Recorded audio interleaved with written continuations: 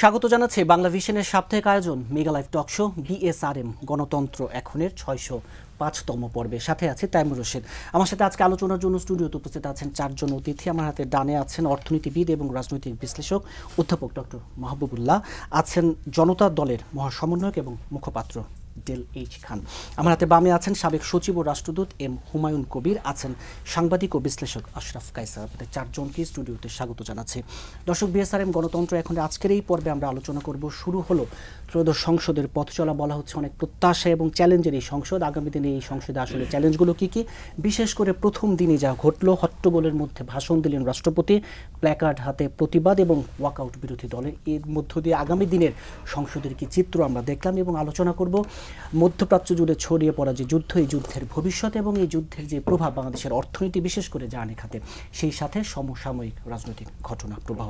Studio আলোচনা শুরু করতে চাই সাংবাদিক ও বিশ্লেষক আশরাফ কায়সার, আপনাকে দিয়ে। বলছিলাম যে অনেক প্রত্যাশা এবং চ্যালেঞ্জের সংসদ, একটি বিষয় নিয়ে যদি আলোচনা আজকে শুরু করি, যে হট্টগোলের মধ্যে ভাষণ দিলেন রাষ্ট্রপতি, নানাভাবে বর্ণনা করা হচ্ছে এটি বিউটি অফ ডেমোক্রেসি। আবার এই যে প্রক্রিয়ার মধ্যে দিলে আপনার কাছে কি মনে হলো, যে প্ল্যাকার্ড হাতে প্রতিবাদ, ওয়াকআউট বিরোধী দল এবং রাষ্ট্রপতির যেই ভাষণের যেসব শব্দ চয়ন? দেখুন, প্রথমে বলি সংসদ অধিবেশনটি কিন্তু শুরু হলো প্রায় শূন্য থেকে, কেননা একটি ফ্যাসিস্ট সরকার পালিয়ে গেছে। স্পিকার কোথায় আছে আমরা কেউ জানি না, ডেপুটি স্পিকার আপনার কারা অন্তরালে রয়েছে। এই অবস্থায় যে সংসদ অধিবেশন শুরু করা যায় এবং একজন সংসদ সদস্যের সভাপতিত্বে, তারপরে আপনার স্পিকার নির্বাচিত হয়েছেন, ডেপুটি স্পিকার নির্বাচিত হয়েছেন, 5টি সংসদীয় কমিটি গঠন করা হয়েছে। এটি সব কিছুই কিন্তু আমাদেরকে একটা নতুন ধারণা দিল যে অপশাসনের পরে বা গণ আন্দোলনের পরে গণতান্ত্রিক অভিযাত্রায় ফিরতে হলে কি করে এগোনো যায়। কাজে এটি আমি বলবো অত্যন্ত ইতিবাচক, এবং আপনি দেখেছেন যে একটা অভূতপূর্ব রাজনৈতিক সমঝোতাও হয়েছে এ পর্যন্ত আমি যতটুকু বললাম। তারপরে যেটি হয়েছে যে এই যে রাষ্ট্রপতি এবং ধরেন শাসনতন্ত্রের ধারাবাহিকতা, সংবিধানের ধারাবাহিকতা, এই কথাগুলো বলে তাকে এখন পর্যন্ত আমাদের দৃশ্যপটে দেখতে হচ্ছে। এখন সংসদে আমরা যে সংসদ দেখে অভ্যস্ত হয়ে গেছিলাম, ওইটা তো আসলে কোনো সংসদ ছিল না। গত 3টি সংসদের কথা যদি বলি, যেখানে বিরোধী দল প্রশ্ন করতো তারা সরকারি দল না বিরোধী দল জানতে চায়, এই লজ্জার পরে আমাদের কাছে আজকে কিন্তু একটা জনগণের প্রতিনিধিদের দ্বারা নির্বাচিত জাতীয় সংসদ এবং তার অধিবেশন আমরা দেখতে পেলাম। আপনি যদি মানে ভাইব্রেন্সির দিক থেকে দেখেন, বৈচিত্র্যের দিক থেকে দেখেন, আমার কাছে মনে হয়েছে যে আমি গর্ব অনুভব করেছি তরুণদের প্রতিনিধিত্ব দেখে, এবং এমন সব তরুণ যারা হয়তো 2 বছর আগেও মানে আনরেকগনাইজেবল ইন্ডিভিজুয়াল ছিলেন। কাজেই তারা গণ অভ্যুত্থানের পরে, গণ আন্দোলনের পরে সংসদ সদস্য হয়ে এসছেন। এখন রাজনৈতিক সমঝোতার ভিত্তিতে এই পর্যন্ত এগুলো। রাষ্ট্রপতির ভাষণে উনি যে কথাগুলো বলেছেন, আমরা যদি আরেকবার মনোযোগ দিয়ে দেখি, এটি আমাদের একটা বড় অর্জন। কেননা রাষ্ট্রপতি তো একটি প্রতিষ্ঠান, এবং উনি কোন সরকারের রাষ্ট্রপতি এগুলো আমরা সবাই জানি। তখন তিনি কি বলতেন এবং তার এমনকি আজকের সরকারি দল সম্পর্কে, প্রধানমন্ত্রী সম্পর্কে তার বক্তব্য কি, আমরা বেগম খালেদা জিয়া সম্পর্কে আমরা শুনেছি। কিন্তু আজকে কিন্তু উনি 17 বছরের ফ্যাসিস্ট শাসনের কথা বলেছেন, দুর্নীতির কথা বলেছেন, গুম খুন অপরাধের কথা বলেছেন, দুর্নীতিতে আওয়ামী লীগ বাংলাদেশকে চ্যাম্পিয়ন করেছিল, এই কথাগুলো বলেছেন। এই রাষ্ট্রপতির মুখ থেকে এই কথাগুলো আমরা শুনতে পেলাম। এখন দেখুন উনি কখন কি বলেন, এটি নিয়ে বিশ্বাসযোগ্যতা যথেষ্ট ঘাটতি আছে। অতীতে কি বলেছেন, 5ই আগস্টের আগে পরে কি বলেছেন, 5ই আগস্টে তার ভূমিকা কি, আজকে কি করেছেন। এখন বিরোধী দল এই যে জামাত ইসলামের নেতৃত্বে নাহিদ ইসলামরা, তারা তো প্রতিবাদ করতেই পারে, কিন্তু তাদেরকে আমি শুধু একটি কথা মনে করিয়ে দিতে চাই, 5ই আগস্টের পরে 8ই আগস্ট যখন সরকার গঠিত হলো, ওই সরকারের শপথটি তো শাহাবুদ্দিন চুপ্পুর আওতাই হলো। তখন তারা তো প্ল্যাকার্ড নিয়ে বলে নাই যে আমরা শপথটি পড়ব না। তখন তাদের হাতে ক্ষমতার নিয়ন্ত্রণ সবচেয়ে বেশি ছিল। আজকে বিএনপির হাতে যেমন ক্ষমতার নিয়ন্ত্রণ সবচেয়ে বেশি। কাজে আপনি যদি অভ্যুত্থানের 3 দিন পরে ওই সময়ে পরিস্থিতির আলোকে ওই রাষ্ট্রপতিকে বেছে নিতে পারেন শপথ পড়ানোর জন্য, আজকে রাজনৈতিক বিরোধিতার জন্য আপনি সংসদে প্রতিবাদ করা খুব স্বাভাবিক। প্ল্যাকার্ড দিয়ে প্রতিবাদ করা কেন? আমাদের আরও অনেক নজির রয়েছে। হট্টগোল, মারামারি, ধস্তাধস্তি, অনেক কিছু আছে। ফাইল ছোড়াছুড়ি, হ্যাঁ, ফাইল ছোড়াছুড়ি, চেয়ার ছোড়াছুড়িও আছে, একের উপরে ঝাঁপিয়ে পড়ারও আছে। আমরা চাই না ওইরকম সংসদ দেখতে, কিন্তু আমরা কিন্তু বিতর্কের সংসদ দেখতে চাই, যুক্তিপূর্ণ বিতর্ক, আইনের বিতর্ক, এবং শুধুমাত্র বিরোধী দল করবে তাও না, সরকার দলের সদস্যরাও যেন কথা বলতে পারে। দেখুন, আমাদের একটা ধারণা হয়ে গিয়েছিল তারা বোবা হবেন, তারা কানে শুনতে পাবেন না। আমরা এরকম মূক ও বধির সংসদ সদস্য দেখতে চাই না। আচ্ছা, কিন্তু কয়েকটি ঘটনা আপনাকে একটু বলি। এই ঘটনাগুলো নিয়ে পরে একটু বিস্তারিত আলোচনায় আসবো। অর্থনীতিবিদ এবং রাজনৈতিক বিশ্লেষক অধ্যাপক ডক্টর মাহবুবুল্লাহ আশরাফ কায়সা যেমনটা বলছিলেন, যেটা সবাই বলছেন যে একটা বিতর্কের সংসদ, এবং আমি শুরুতেই যেটা বলছিলাম অনেক প্রত্যাশার এবং চ্যালেঞ্জ আছে, সেই জায়গায় আজকের গণতান্ত্রিক অভিযাত্রায় ফেরার পথে এই যে আজকের সংসদের যাত্রাটাকে আপনি কীভাবে দেখেন, এবং বৈচিত্র্যের গর্বের এই জায়গাগুলো দিন শেষে আসলে থাকবে কিনা, প্রত্যাশার জায়গাটুকু? এইখানে যেটা বলতে হয় সেটা যেমন আমার ব্যাপক প্রত্যাশা আছে, তেমনি ব্যাপক নৈরাশ্যও আছে। প্রত্যাশা এই জন্য যে একটা বিশাল অভ্যুত্থানের পর, বহু ত্যাগের পর, বহু রক্তপাতের পর, বহু আত্মদানের পর আমরা একটা সংসদ পেয়েছি, এবং গত 17 বছর সেই সংসদ বলে যেই জিনিস, সেটা আমাদের কাছে একটা মৃত সংসদ ছিল, এবং সেখান থেকেই কিন্তু ফ্যাসিবাদের যত রকম নিয়ন্ত্রণ, নির্যাতন, সেগুলোকে জায়েজ করার যে কর্মকাণ্ড সেই সংসদে হয়েছিল। তো স্বাভাবিকভাবেই আমরা আশা করব যে নতুন সংসদ শুরু হলো, যে নতুন যাত্রা শুরু হলো, সেই যাত্রায় যেন আমরা আবার রিপিটেশন অফ দি ওল্ড হ্যাপেনিংস এটা যেন না করি, এক। দ্বিতীয় কথা হচ্ছে, আমি যে নৈরাশ্যের কথা বললাম সেটা একটু আগে আমরা মানে ইয়ের সামনে সেটা আলোচনা করছিলাম, মানে ইয়েতে পেছনে আমরা আলোচনা করছিলাম। সেটা হচ্ছে, দেখেন আমাদের ইতিহাসটা তো মোটামুটি দীর্ঘ ইতিহাস। পাকিস্তান পর্ব আমাদের ইতিহাসের অংশ, এবং বাংলাদেশ পর্ব আমাদের ইতিহাসের অংশ। বাংলাদেশের আজকে 56 বছর এবং পাকিস্তানের 23 বছর। এই 23 বছর এবং 56 বছর সেই হায়দার হোসেনের গানের কথাই বলছি, গণতন্ত্রটাকে আমরা খুঁজছি। আবার সেই গানের মধ্যেই আছে government of the people, by the people, for the people. সেই গণতন্ত্র আমরা খুঁজেছি, কিন্তু সেই অনুযায়ী কি আমরা গণতন্ত্র পেয়েছি? কখনো পেয়েছি? 56 সালে, একটু আগেই বলছিলাম, 56 সালে পাকিস্তানের প্রথম শাসনতন্ত্র তৈরি হয়, এবং সেটা 56-র 23শে মার্চ সেটা চালু হয়। তারপরে সেই শাসনতন্ত্র কিন্তু 2 বছরের বেশি টিকেনি, 58 সালে মার্শাল ল হয়ে গেছে। তারপরে আমরা কি পেয়েছি? স্বৈরতান্ত্রিক সামরিক শাসনের মোড়কে এক ধরনের বেসিক ডেমোক্রেসি বা নিয়ন্ত্রিত গণতন্ত্র বা গাইডেড ডেমোক্রেসি বা মানে চালিয়ে যাওয়ার গণতন্ত্র, নিয়ন্ত্রিত গণতন্ত্র, সেটা পেয়েছি। সবশেষে আমরা বিরাট আশায় বুক বেঁধেছিলাম 70 সালে নির্বাচনে।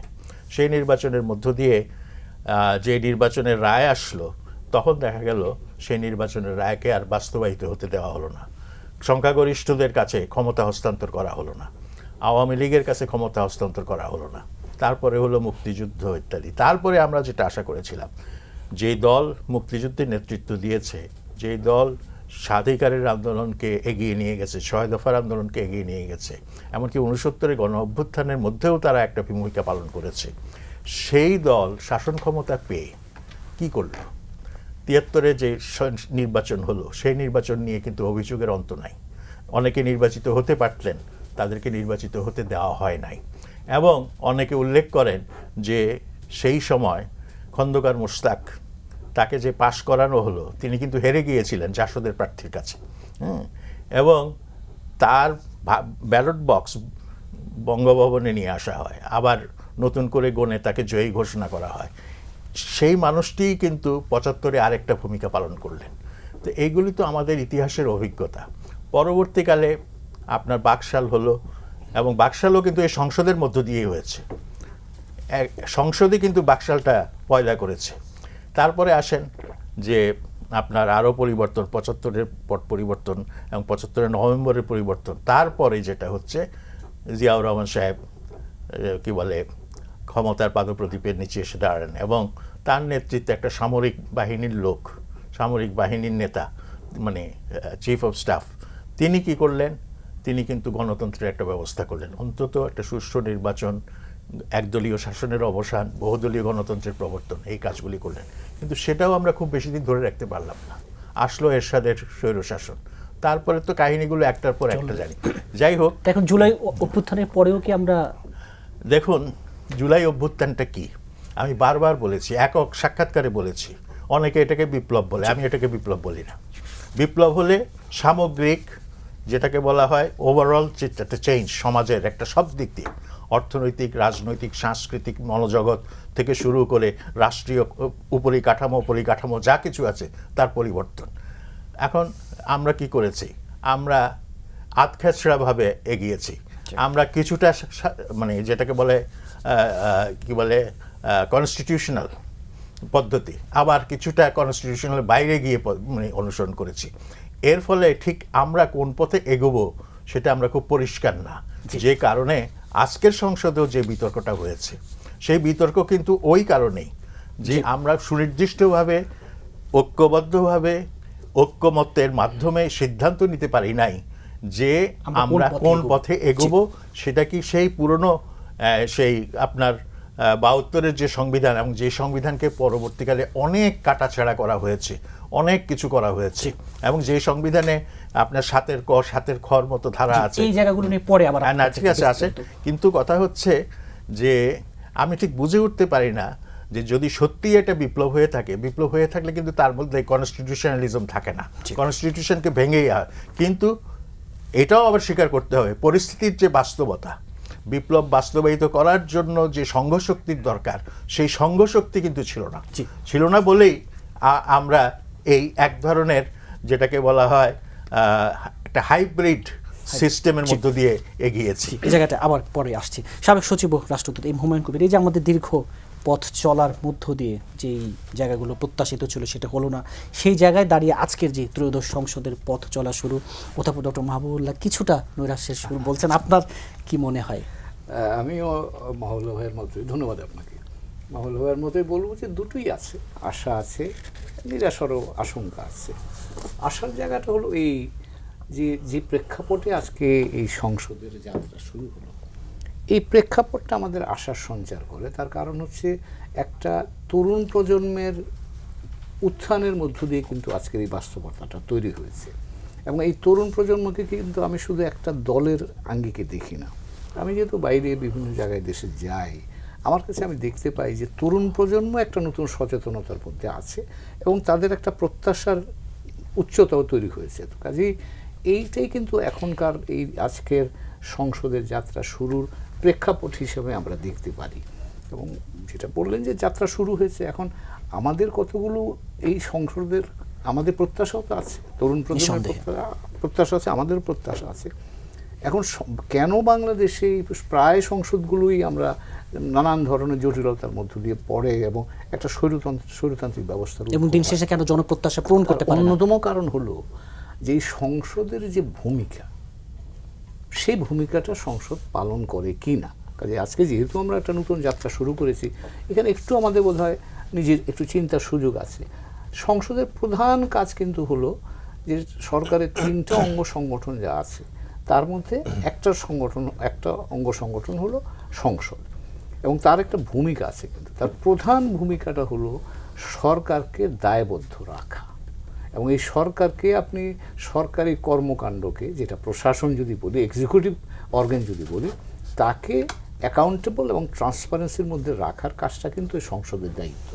বাংলাদেশের আমাদের ইতিহাসের জন্য, আমাদের জন্য যেটা জটিলতা বা যেটা বলবো যে একটা ঘাটতি, সেটা হচ্ছে যে সংসদ কখনোই এই ভূমিকা পালন করতে পারেনি এবং তারা সবসময়ই প্রশাসনের নিয়ন্ত্রণের মধ্যে থেকেছে।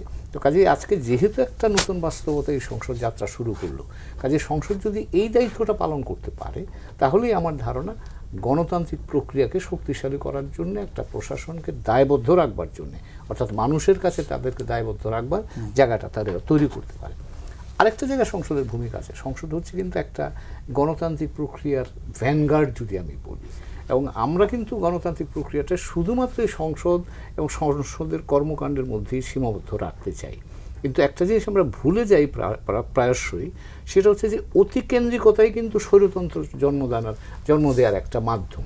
তো কাজে এখানে এই সংসদটা যেরকম এইখানে ঢাকায় কেন্দ্রে কার্যকর আছে, এই সংসদের আদলে কিন্তু আপনার একেবারে স্থানীয় সরকার পর্যায়েও গণতন্ত্র চর্চা যদি আমরা করতে পারি, তাহলেই এই সংসদ আপনি যদি বলেন তার খুঁটি পাবেন, পা পাবেন, এবং আমরা যে প্রত্যাশার কথা বলছি, একটা পিরামিডের মতো দাঁড়িয়ে সংসদ তার ভূমিকাটা পালন করে সত্যিকার গণতান্ত্রিক বিবর্তনে বাংলাদেশ যে এখন আছি সেটাকে সার্থকভাবে সামনে এগিয়ে নিয়ে যেতে পারে। জি, আবার আপনার কাছে আসবো। জনতা দলের মহাসমন্বয়ক এবং মুখপাত্র ডেল.এইচ. খান, আপনিও কি মনে করেন কিনা যে এই সংসদ এই সরকারকে বা যেই দায়বদ্ধ রাখার যেই জায়গাটা যেটা খুব দরকার, খুব গুরুত্বপূর্ণ, সেটা জায়গাটা পূরণ করতে পারবে কিনা? আপনাকে ধন্যবাদ বিজ্ঞ সহ আলোচকদের এবং আমাদের দর্শকদের। দেখেন, গণতন্ত্রের ব্যাপারে কিছুক্ষণ আগে অ্যাম্বাসেডর বলছিলেন যে কথাটা, যে গণতন্ত্র পারফেক্ট না, কিন্তু দুর্ভাগ্যজনক ব্যাপার হচ্ছে যে এই মুহূর্তে গণতন্ত্রের চেয়ে বেটার কোনো অপশন আমাদের হাতে নাই। সো নতুন প্রধানমন্ত্রী, পুরাতন রাষ্ট্রপতি, তারা আজকে সংসদ কিক অফ করলো এবং অবশ্যই মানে কিছু সংকট, কিছু অগোছালো জিনিসপত্র নিয়ে পথযাত্রাটা শুরু হলো, অ্যাটলিস্ট ট্রেনটা রোল করা শুরু করেছে। তো এই জায়গাটাতে আমাদের যেটা মাথায় রাখতে হবে, দেখেন অনেকগুলো অনিশ্চয়তা নিয়ে আমরা যাত্রা শুরু করেছি। নির্বাচনটা হলো, নির্বাচনটা মানে ভোট গ্রহণ নাকি অবিস্মরণীয় ওরকম ভালো হয়েছে, আবার গণনা নাকি একটু মানে আমাদের গণনা দুর্বল, তো আমাদের নির্বাচন কমিশনও যেহেতু দুর্বল, সো গণনায় নাকি সমস্যা হয়েছিল বলে শুনতে পাচ্ছি, বাট সবাই আবার মেনেও নিয়েছে দেখলাম। ফলাফল যেটা, সেটা হচ্ছে ব্রুট মেজরিটি পেয়েছে বিএনপি, যেটা 2/3 মেজরিটি নিয়ে আসছে। ওখানে আবার জামাতও নাকশ না, কারণ তারাও কিন্তু প্রায় 3 গুণ সিট হাসিল করে নিয়েছে এবার আওয়ামী লীগ মাঠে না থাকায়। আপনি যদি কোয়ালিটেটিভ দিক থেকে দেখেন, তাহলে দেখবেন যে বিএনপি যে সরকার গঠন করলো, প্রধানমন্ত্রী তারেক রহমান একটা আমি বলবো যে ভেরি ইন্টারেস্টিং প্যাকেজ আমরা পেয়েছি। ফার্স্ট টাইম সংসদে গেলেন প্রধানমন্ত্রী হিসাবে, so expectation is very high. দীর্ঘদিন প্রায় 17 বছর বিলাতে থেকে আসছেন, গণতন্ত্রের সূতিয়াগার, বেস্ট প্র্যাকটিসগুলো সম্ভবত জানেন, বেশ কৃচ্ছতা দেখাচ্ছেন, স্মার্ট, হ্যান্ডসাম, এবং সর্বোপরি অনেকদিন পর পুরুষ প্রধানমন্ত্রী দেখলাম আমরা। সো এদিক থেকে উনি একটা বিশাল রকমের হাইপ নিয়ে আসছেন আমাদের মাঝে। বাট আবার ওনার দলের বাকি যারা আছে, মন্ত্রক যারা মন্ত্রণা দেবে, তারা তো সেই গত 54 বছরের সেই পচাগলা অ্যান্টিবায়োটিক লোকজন, যারা আসলে তাদের ক্রাইসিস যখন ছিল তখন তারা বালুর ট্রাকটা পর্যন্ত সরাইতে পারে নাই। সো পলিটিক্যালি তাদের মাসল যেটা আছে, করাপ্ট মেমোরি দিয়ে ভরা। কিছু নতুন ব্লাড এখানে আসছে, যেটা প্রমিজিং। বিরোধী দলের ক্ষেত্রে যদি দেখেন, কিছুক্ষণ আগে কথা বলছিলাম আমরা, বাংলাদেশের প্রথম নির্বাচন যখন হয় তখনও এই বিরোধী দলটাই ছিল, মানে জামায়াতে ইসলাম ছিল শক্তিশালী সেকেন্ড দল। সেই জামায়াতে ইসলাম আজকে 54-55 বছর পরে এসে আবার প্রধান বিরোধী দল হলো, তাই তো? সো বিশাল অভিজ্ঞতা, অ্যাটলিস্ট বিরোধিতার অভিজ্ঞতা তার কম নাই। সরকার গঠনের নসিব আল্লাহ দেয় নাই, সেটা অন্য জিনিস। তাদের সাথে এনসিপির একটা অংশ আছে যারা একেবারে ফ্রেশ ব্লাড, যারা এই জুলাইকে মানে ওন করছে। তো এই সংসদটা যে খুব ইন্টারেস্টিং হবে তা তো বোঝাই যাচ্ছিল। আর আমাদের মহামান্য যিনি আছেন, তিনি তো পরপর 3টা মানে শপথ অলরেডি পড়ালেন, সুতরাং তার অভিজ্ঞতার ঝুলিও বেশ ভরা।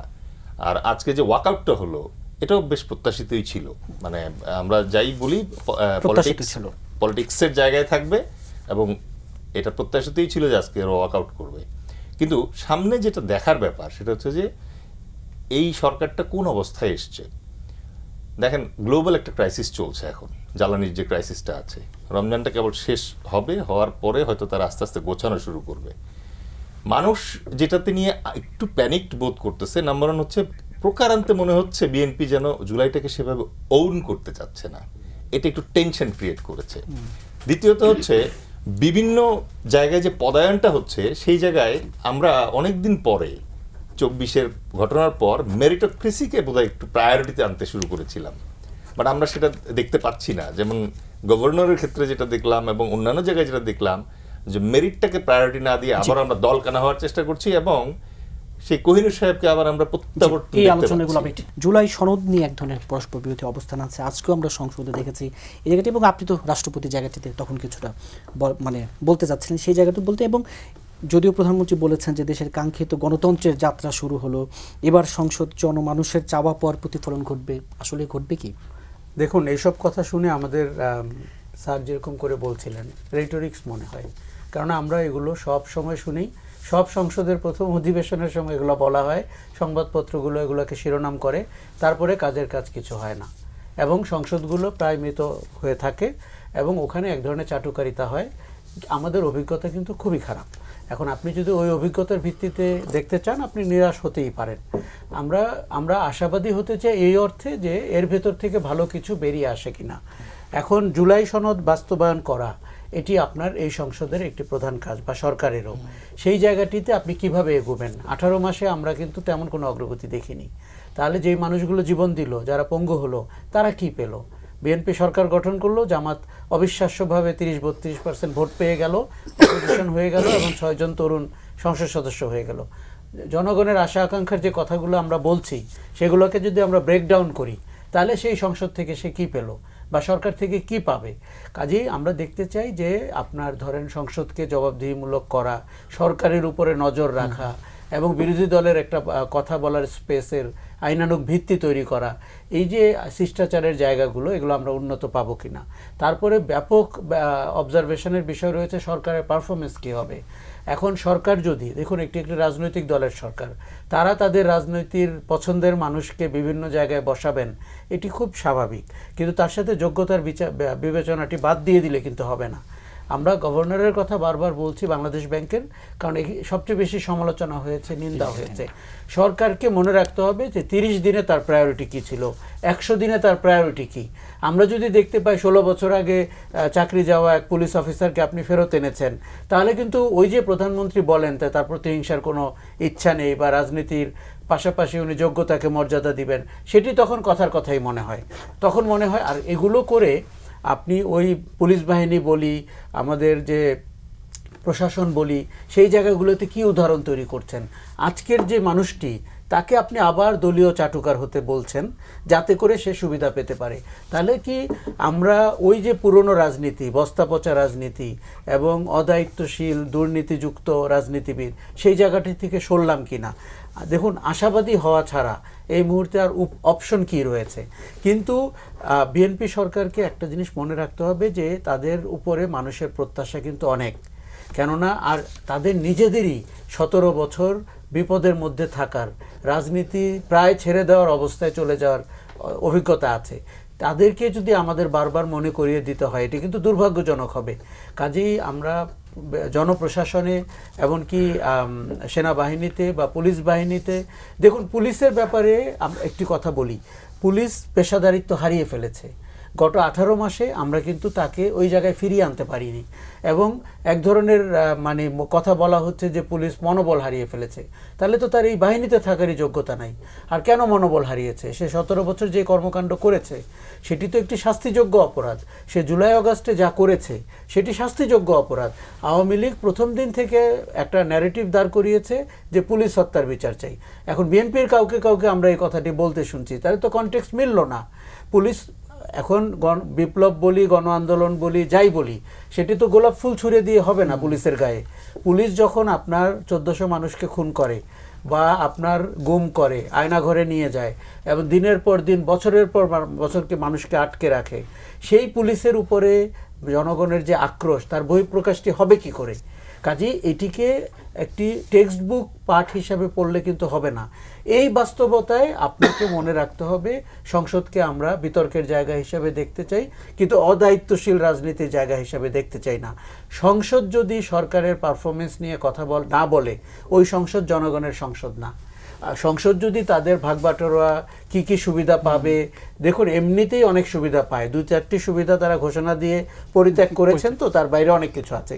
কাজে মানুষকে আপনি যে কথাগুলো বলেছেন নির্বাচনের সময়, জনসভায়, ইশতেহারে, জুলাইয়ে দেয়ালে যা লেখা ছিল, আপনি খুবই মনোযোগের সাথে খেয়াল করবেন যে ওই লাইনে কারা হাঁটছে।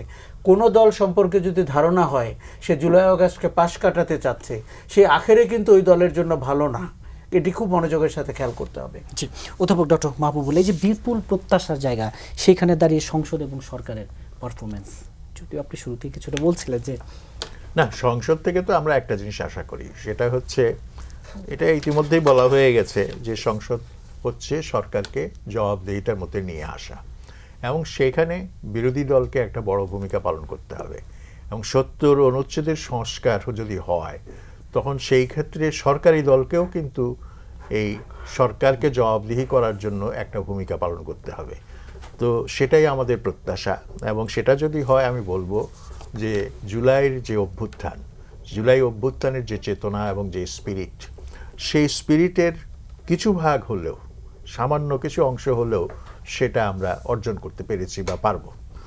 এটা একটা বড় কাজ। তারপরে আমরা এটাও দেখতে চাই যে সংসদটা যেন একেবারে একটা বড় দলের একটা একচেটিয়া কর্তৃত্ব বা একচেটিয়া এখতিয়ার বা একচেটিয়া তালুকে পরিণত না হয়।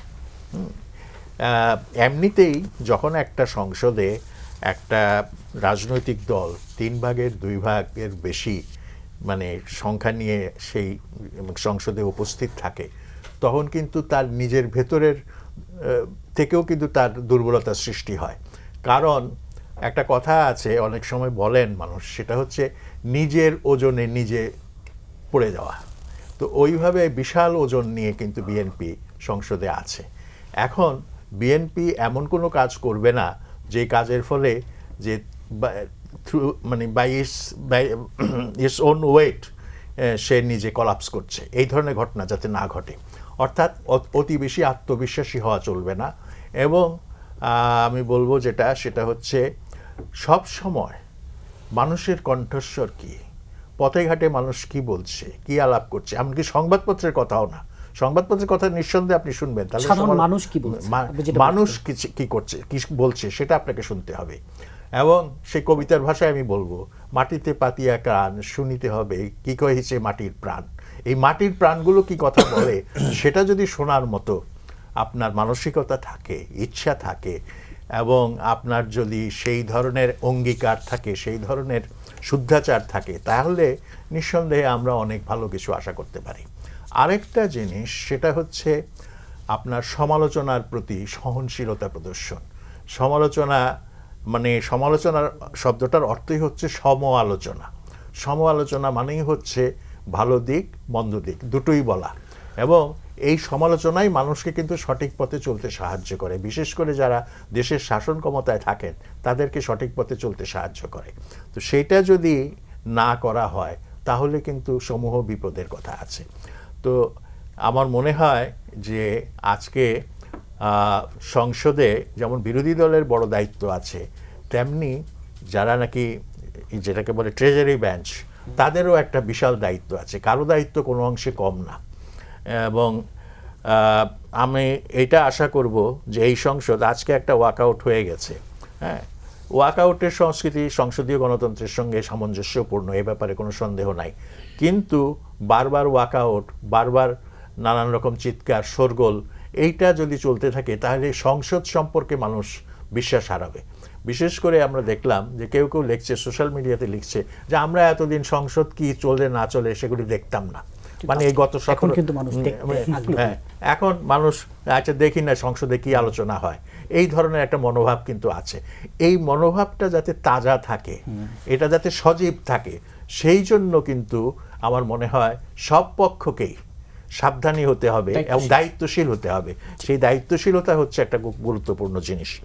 আরেকটা কথা, আজকে কিন্তু যেটাকে বলা হয় মহাদুর্যোগ, ইরান যুদ্ধ, সেটা মনে না করলে এই জায়গাটি নিয়ে একটু পরে আবার বিস্তারিত আলোচনায় আসবো। একটু এই বিষয়ে শুনে আসি।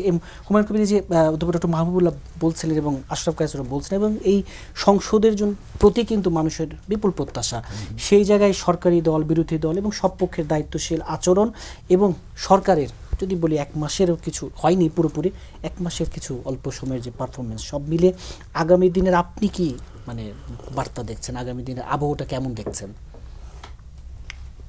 যাত্রা সব শুরু করেছে, আমরা আরেকটু পর্যবেক্ষণ করতে চাই। তবে যেটা মনে হয়, জনপ্রত্যাশার কথাটাই বলি, মাহুল্লা ভাই বলেছেন, একটা হলো যে মানুষ সরকারের কাছে বা সরকারের উপর আস্থা রাখতে চায়, অথবা ঘুরিয়ে যদি বলি মানুষ চায় যে সরকার মানুষের প্রত্যাশার আলোকেই কাজ করুক।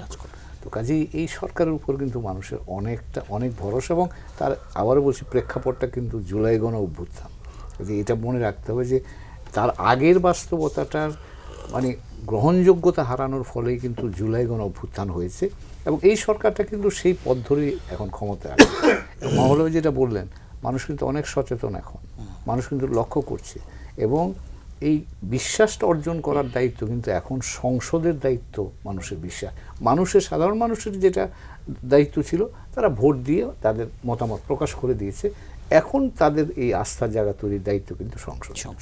এবং একটা বিষয় দ্বিতীয় হলো যে আপনি বলছিলেন যে মানুষ আগের মতো কি থাকতে চায়, মানুষ তো পরিবর্তন চাচ্ছে, জুলাই তো সেই কথাই বলে গেছে। তো এখন এই জুলাইয়ের আত্মত্যাগের মধ্য দিয়ে তো আমরা বুঝতে পেরেছি যে একটা নতুন ভাবনা সমাজের মধ্যে সঞ্চারিত হয়েছে, এবং সেই ভাবনাটা কিন্তু মূলত একটা ব্যালেন্স বা ভারসাম্য মানুষ চায়। স্বৈরাচার মানে কি? স্বৈরাচার মানে হচ্ছে যে ভারসাম্যহীন একটা ব্যবস্থা, কেন্দ্রিকতা, একজনের জায়গা বা একটা জায়গাতে ক্ষমতা কেন্দ্রীভূত হয়ে যায়। মানুষ কিন্তু সেই ভারসাম্যের জায়গাটা দেখতে চাচ্ছে, এবং আমার ধারণা এই যে সংস্কার নিয়ে গত অন্তর্বর্তীকালীন সরকার এবং রাজনৈতিক দলগুলো যে আলাপ আলোচনা করেছে, আমি বিষয় না গিয়ে যদি বলি মোটা দাগে ভারসাম্য তৈরিটা কিন্তু প্রধান কেন্দ্রবিন্দু হিসেবে কাজ করেছে। কীভাবে এই ব্যবস্থাটার মধ্যে ভারসাম্য আনা যায় যাতে করে ক্ষমতা অতিকেন্দ্রিকতা বা একদিকে ঝুঁকে না পড়ে। তো কাজেই সেই ভারসাম্যটা কিন্তু এখন রক্ষা করতে হবে, এবং সেখানে কিন্তু সংসদের সবচেয়ে বড় গুরুত্বপূর্ণ ভূমিকা আছে। তার কারণ হলো সংসদ কিন্তু বলা হয় যে সমাজের সামগ্রিক একটা দেশের সংঘাত নিরসনের সবচেয়ে উত্তম এবং সবচেয়ে উঁচু জায়গা, কনফ্লিক্ট রেজলিউশন যেটাকে আমরা বলি। অর্থাৎ সমাজের বিভিন্ন শক্তির মধ্যে সংঘাত হয়, নীতিগত সংঘাত হয়, প্রত্যাশার সংঘাত হয়, সেগুলোর আলাপ আলোচনার মধ্য দিয়ে সমাধান করাটার দায়িত্ব এই সংসদের, এবং সংসদ যদি করতে পারে তাহলে সেই সংসদ কার্যকর এবং সার্থক হয়। যদি সেটা সংসদে না করা যায় তাহলে কিন্তু সেটা রাস্তায় সেটা সমাধান হয়, এবং রাস্তায় হলে কি হয় সেটা তো আমরা জানি। তো কাজেই এই সংসদকে প্রমাণ করতে হবে যে যাতে এই সামাজিক বা রাষ্ট্রীয় পর্যায়ের যে মতভেদ বা মত পার্থক্য এবং স্বার্থের সংঘাত তৈরি হওয়ার যে সম্ভাবনাটা আছে, এটাকে তারা সংসদে রেখে সমাধান করতে পারবেন। তো সেই কাজটা কিন্তু একটা খুব নতুন দায়িত্ব আমি বলবো, কারণ গত 50-55 বছরের ইতিহাসে কিন্তু আমাদের সংসদ কখনোই এই দায়িত্বটা পালন করতে পারেনি। কাজেই সেই রকম বড় গুরু দায়িত্বটা কিন্তু এই সংসদের উপর আছে, এবং এই সংসদের সার্থকতা এবং কার্যকারিতা নির্ভর করবে তারা কিভাবে এই সরকারি দল এবং বিরোধী দল মিলে জনগণের প্রত্যাশাটাকে মনে রেখে এই তাদের বিভিন্ন মতামতগুলোকে সমন্বয়ের মধ্য দিয়ে সামনের দিকে তারা এগিয়ে যান। তো কাজে এই সংসদে কিন্তু দায়িত্ব, আমি বলবো যে খুবই একটা গুরু দায়িত্ব নিয়ে তারা এখন আছে। আমরা তাদের সাফল্য কামনা করি। আমরা নিঃসন্দেহে সাফল্যের প্রত্যাশা করি। ডেলিজ খান, আপনি শুরুতে বলছিলেন যে জুলাইকে ওন করা নিয়ে বা এই যে জুলাই সনদের বাস্তবায়ন নিয়ে, জুলাই সনদের নিয়ে প্রস্তাব নিয়ে পরস্পর বিরোধী অবস্থান আগামী দিনে কি এটি বড় সংকটের জায়গা হতে পারে কিনা? অনেকেই এই জায়গাটিকে মানে এই সংকট চোখে দেখতে চান। জি ধন্যবাদ। ইংরেজিতে একটা কথা আছে, morning shows the day. So সবসময় ঠিক হয় না, বাট বেশিরভাগ ক্ষেত্রে ঐতিহাসিকভাবে এটা সত্য। তো শপথ নেয়ার কথা ছিল দুই ধরনের ব্যবস্থার জন্য, এবং প্রথম ওভারের প্রথম বলেই যদি আপনি মানে দুসরা খেলেন, তাহলে তো আসলে পলিটিশিয়ান হিসেবে আমরা একটু আতঙ্কিত বোধ করি, কারণ এটা তো আস্থার সংকট তৈরি করে। কারণ আপনি ওই নিশ্চয়তা দিয়ে আসছিলেন যে একই আদেশে, যে আদেশে গণভোট হলো এবং যে আদেশে নির্বাচন হলো, আপনি ওগুলো সব মানলেন, বাকি সব কিছুই মানলেন, এখানে এসে আপনি কন্ট্রাডিক্ট করা শুরু করছেন। তো গণভোট যদি আপনি মানেন তাহলে তো আপনার নোট অফ ডিসেন্টের আসলে আর কোনো মানে এখনই ওই প্রসঙ্গে যাওয়ারই দরকার নেই। আপনি তো আগে সংবিধান সংস্কারকে আপনি যদি প্রয়োজনীয় বোধ না করেন তাহলে তো 72-এর সংবিধান আপনি আপহেল করছেন। 72-এর সংবিধান যদি আপহেল করেন তাহলে তো আরও ক্রাইসিস। আমি এই যে আজকে রাজ্জাকি সাহেবকে বলতে শুনতেছিলাম যে যদি 72-এর সংবিধান আপহেল থাকে এখনও, তাহলে তো এখন বিবিধ রকমের ক্রাইসিস। এক নম্বর ক্রাইসিস হচ্ছে ইন্টারিম গভর্নমেন্ট তো এই সংবিধানে নাই, তার মানে হচ্ছে the total tenure of doctor Yunus is invalid. ভ্যালিডিটির নেক্সট কোশ্চেন যেটা হচ্ছে যদি ওইটা না হয়, 72-এর সংবিধান অনুযায়ী কিন্তু গণভোটে দেওয়ার কথা না, কারণ গণভোট হলো না। আবার 72-এর সংবিধান অনুযায়ী তাহলে নির্বাচন হওয়ার কথা 3 মাস পরে অথবা টেনিওর ফুল হওয়ার পরে। তাহলে তো প্রকারান্তে দেখা যাচ্ছে সেই বিপজ্জনক দিল্লিতে অবস্থানকারী ভদ্র মহিলাই এখন মাননীয়। That is dangerous. তো এই জিনিসগুলো মাথায় রেখে আমি যেখানে শেষ করছিলাম, পরে আশরাফ ভাই অগমেন্ট করছে, সেটা হচ্ছে এই সরকারের মেধা বা মেরিটোক্রেসির একটা ক্রাইসিস আছে, এবং এই কাজগুলা আমার কাছে মনে হয় তারই একটা বহিঃপ্রকাশ। আপনি দেখেন, একজন রাজা শুধুমাত্র তার নিজ জ্ঞান অথবা বাহুবলে কিন্তু অমর অথবা বিশ্বব্যাপী দিগ্বিজয়ী হন না। তিনি অমর হন তার উপদেষ্টা, তার মন্ত্রক এবং পরামর্শকদের গুণে। তো এখানে যদি আপনি মেরিট না আনেন, তাহলে আলটিমেটলি তারা আপনাকে গার্বেজ উপদেশ দিবে। আজকে আপনি গিয়ে যদি তারেক রহমানকে বলেন mister prime minister hi hello, উনি মাইন্ড করবেন না, কারণ 17 বছর ওনার কান পাকছে। বাট ওনার সাথে যে বট বাহিনী এবং অন্য বাহিনী আছে, তো আপনারা শেষ করে ফেলবে। আপনার কত বড় সাহস, আপনি মিস্টার প্রাইম মিনিস্টার বললেন, মানে আপনি মাননীয়, তার আগে মনে করেন যে এই সেই হ্যানতেন অনেকগুলো ডিসিশন দিতে হবে। তো this is a critical deficiency in the government, try to understand this thing. বিরোধী দল যেটা আছে, I think it is going to be very timid বিরোধী দল, কারণ ওদের এখনও মানে কোর্স খুঁজে পাওয়া এইরকম ব্রুট মেজরিটির এগেইনস্টে খুব ডিফিকাল্ট হবে। তার চেয়ে ব্যাপারটা ডিফিকাল্ট করে ফেলতেছে কোন জায়গায়, মানে একজন ধরেন রাষ্ট্রপতি মহামান্য, তার নাতির বয়সী একজন পারিবারিক সদস্য, সে স্টেজে উঠলে পরে যদি 2 বার সালাম দেয়, এটা আপনি কোন কালচার থেকে নিয়ে আসতে চাচ্ছেন? উনি যদি ক্রিকেট ম্যাচ দেখার জন্য যায় আর প্রতিমন্ত্রী যদি ফুল নিয়ে দাঁড়ায় থাকে, এটা কোন ডেমোক্রেসি থেকে আনতেছি আমরা? উই হ্যাভ টু মানে আন্ডারস্ট্যান্ড, মানে একটা স্টেট মিনিস্টার কেন এটার ভেতরে যাবে? তার তো প্রোটোকলে এটা আসে না।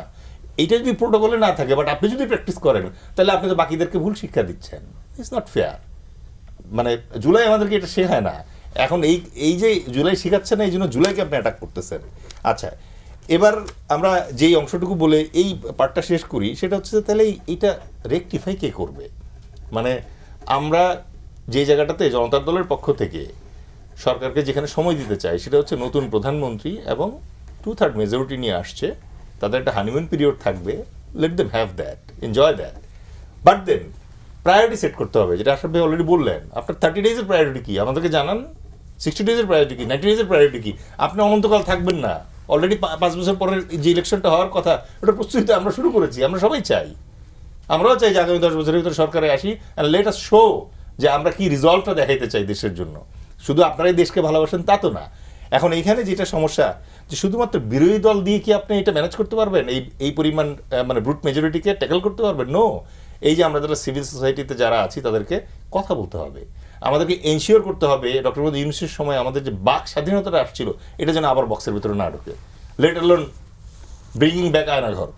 2 নম্বর হচ্ছে, আমি যেটা খুব খুব করে চাই, সেটা হচ্ছে গণমাধ্যম। গণমাধ্যমকে এখানে প্রচণ্ড রকম একটা কঠোর অবস্থান নিতে হবে, এবং তাদেরকে সরকারকে জবাবদিহিতায় আনতে হবে। কারণ গণমাধ্যমের চোখ কিন্তু কিছুই এড়ায় না। কিন্তু এখানে যখন গণমাধ্যম সিলেক্টিভ হয়ে ওঠে, তখন আসলে ভয় চলে আসে। তখন আমরা এই যে বিভিন্ন ধরনের দেখবেন যে ওই প্রেস ব্রিফিংয়ের সময় উদ্ভট টাইপের প্রশ্ন দেখতে পাই। আপনার চমৎকার চমৎকার ইন্টেলেকচুয়াল প্রশ্ন করতে পারেন, আপনি ওগুলো বাদ দিয়ে আমরা অদ্ভুত সব প্রশ্ন করা শুরু। সো গণমাধ্যমকে কোশ্চেন করতে হবে। আমরা যদি মানে আমাদের বাংলাদেশে আপনি যদি আমাকে বলেন যে একটা জিনিস বলেন যে এই জিনিসটার কারণে আমাদের দেশটা গত 54-55 বছরও রাইট ট্র্যাকে আসতে পারতেছে না, আমাদের সমান বয়স নিয়ে সিঙ্গাপুর অথবা অন্যান্য কান্ট্রি অনেক জায়গায় চলে গেছে, the only thing is that আমাদের জবাবদিহিতা, অ্যাকাউন্টেবিলিটি নাই। আপনি যে ইশতেহার ঘোষণা করে আসছেন, এই ইশতেহার যদি আপনি ফেল করেন, এই জন্য আপনার কেউ পানিশমেন্ট দেয় না। এটা একটা অদ্ভুত ব্যাপার। আপনি দেখবেন যে একজন জাজ দলকানা হয়ে অথবা টাকার বিনিময়ে রায় দিয়েছে, এই জাজকে আপনি কখনো পানিশমেন্টের আন্ডারে আনতে পারেন না। সো এই জবাবদিহিতা যতদিন না আসবে, যতদিন পর্যন্ত একটা পুলিশ জবাবদিহিতার ভিতরে না আসবে যে আপনি এলাকার এসপি, আপনার এখানে গত 1 বছরে এই কয়েকটা ক্রাইম হয়েছে, ক্রাইমের রেট এই, অ্যান্ড দিস ইজ ইয়োর মানে আইদার ক্যারট অথবা স্টিক, এইটাতে আমরা আনতে পারতেছি না। আমরা সব কিছু শেষে গিয়ে চিন্তা করি আচ্ছা আল্লাহ মাফ করে দিবে, আবার নতুন করে শুরু করি। No, every time you can't start. Finally একটা পয়েন্ট আমি বলি, যেটা আমরা জনতা দলের পক্ষ থেকে সবসময় প্রমোট করার চেষ্টা করতেছি, আমাদেরকে আইডেন্টিফাই করতে হবে ন্যাশনাল ইন্টারেস্টের জায়গা। আপনি আওয়ামী লীগ না, আপনি বিএনপি না, আপনি জনতার দল না, আপনি জামায়াত, আপনি কোথা থেকে আসছেন, বাট দেয়ার শুড বি মানে এরিয়াস যেটা ন্যাশনাল ইন্টারেস্টের জায়গা, যেটা দল মত নির্বিশেষে সব সরকার ক্যারি করবে। Thank you. আশরাফ কাছে যে প্রশ্নটা উঠলো, আসলে জুলাই আমাদের কি শেখালো, আমরা কি করছি, কোন পথে হাঁটছি? দেখুন, জুলাই এখন এতিম। কারণ জুলাই থেকে আমরা যা যা বেনিফিট নেওয়ার, যাদের কেন্দ্রে থাকার সুযোগ হয়েছে, গত 18 মাসে নিয়েছে, এবং প্রথম 7 দিনেও নিয়েছে, এবং এই সরকার বা এই নির্বাচনে এই সংসদেও আমরা তার প্রবণতা দেখতে পাচ্ছি। সেটি কি? সেটি হচ্ছে যে দুর্যোগের সময় আমরা জুলাইকে অনেকভাবে গৌরবান্বিত মনে করেছি, তখন আমার ডিসকমফোর্ট হয় এমন জায়গাতে আর জুলাইকে আমি মনে রাখতে চাচ্ছি না। এই যে আপনি যে আজকে জাতীয় সংসদের প্রথম অধিবেশনটি দেখলেন, জুলাই না হলে এটি হতো? জুলাই না হলে নির্বাচন হতো? জুলাই না হলে তারেক রহমান প্রধানমন্ত্রী হতেন, কিংবা জামাত বিরোধী দল হতো? আপনার মনে আছে 17 বছর বিএনপি কোথায় ছিল এবং জামাত কোথায় ছিল? কাজেই এই জিনিসগুলো তাদেরকে বলতে আমাদের কিন্তু খারাপ লাগে, কিন্তু প্রবণতাটি হচ্ছে ওটিকে অস্বীকার করা, এবং প্রবণতাটি হচ্ছে ওটির বেনিফিট নেওয়া যতটুকু আমার পক্ষে যায়।